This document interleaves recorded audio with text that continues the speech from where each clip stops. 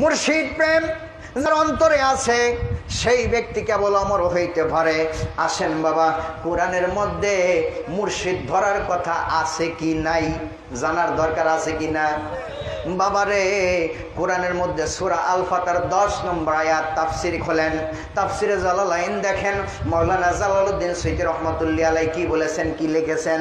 Jalaluddin Suyuti রহমাতুল্লাহি আলাইহি একবার না দুইবার না, একে একে 70 বার আল্লাহর নবীকে দর্শন করছে, বলেন সুবহানাল্লাহ। সেই জালালউদ্দিন রুমি তাফসীরের মধ্যে কি বলেছেন, তাফসীরে জালালাইনের মধ্যে সেই সূরা আল ফাতর 10 নম্বর আয়াত, ইন্নাল্লাযীনা ইউবাইয়ুনাকা ইউবাইয়ুনাল্লাহু ইয়াদুল্লাহি ফাওকা আইদিহিম, যারা আমার নবীর হাতে হাত দিয়া বায়াত গ্রহণ করলো, প্রকৃত পক্ষে সেই ব্যক্তিটা আল্লাহর হাতে বায়াত নিল, বলেন সুবহান। বাইরে ভাই, আমার নবীর যুগ, নবুয়তের যুগ, কোরআনের মধ্যে আছে খাতামান নবী, কথা বলেন ঠিক কিনা? কি আছে লক্ষ্য করেন, কি আছে? খাতামান নবী আসে নাই কিন্তু বাবা, খাতামার রাসূল আছে। আমার নবী কিন্তু নবীও ছিল, রাসূলও ছিল। কি ছিল? নবীও ছিলেন, রাসূলও ছিলেন। নবীও ছিলেন, রাসূলও ছিলেন, কিন্তু নবীর সমাপ্ত করলেন নবুয়াত। কি করলেন? নবুয়াত। আল্লাহ পাক কোরআনের বললেন যে খাতামান নবী, আমার নবীর নবুয়ত শেষ, কিন্তু রিসালাত রসুলিয়াত শেষ হলো। রসুলিয়াত থেকেই গেল। রসুলিয়াত কার মাধ্যমে? ওলি আল্লাহর মাধ্যমে, বলেন সুবহানাল্লাহ। যারা ওলির হাতে হাত দিয়েছে তারা রসুলের হাতে হাত দিল, আর যারা রসুলের হাতে যারা হাত দিয়েছে তারা স্বয়ং খোদার হাতে পৌঁছায় গেছে, বলেন সুবহান। কথা কোন ঠিক কিনা? এখন অনেকেই আছে যারা মুরিদ হইতে চায়, আছে না? আছে না? আছে না? মুরিদ হওয়ার দরকার কি? কোরআন হাদিস পড়লেই তো হয়। কোরআন হাদিস ইহুদি খ্রিস্টানদের ঘরেও আছে কিনা?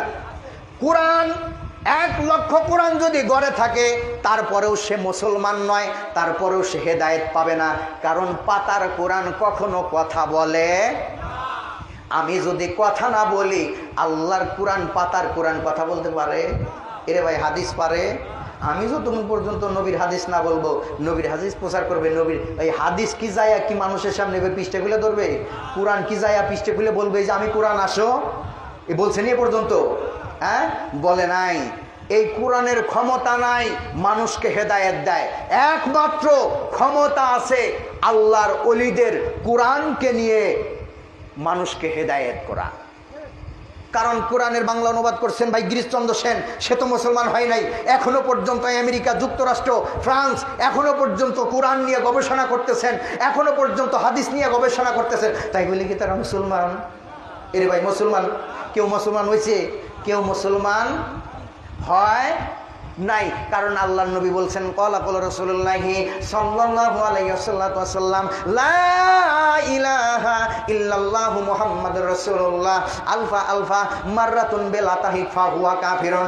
আমার এই কালেমা শরীফ, আমার এই তাওহীদ শরীফ, আমার এই কালেমা শরীফ কোনো মানুষ যদি হাজার হাজার বার, লক্ষ লক্ষ বার যদি পাঠ করে, তারপরেও সে কাফেরের মধ্যে গণ্য থেকে যায়। আমার এই কালেমা যদি কোনো মানুষের ঘরে দরজায় লেখা থাকে, যদি কোনো মানুষের ঘরে ঘরে লেখা থাকে, তারপরেও সে মুসলমান নয়। আমার এই কালেমা শরীফ কেউ যদি বুকের মধ্যে লেখা রাখে, তারপরেও সে মুসলমান নয়। যতক্ষণ পর্যন্ত কালেমাকে বিশ্বাস না করবে, ততক্ষণ পর্যন্ত সে ঈমানদার হইতে পারে না। কথা ঠিক কিনা?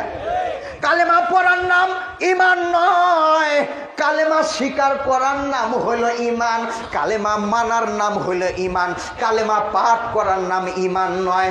কারণ কালেমা পাঠ হাজার হাজার, এজিদ 22,000 স্বর্ণ কালেমা সেদিন কারবালার দস্ত জমিনে পাঠ করেছিল।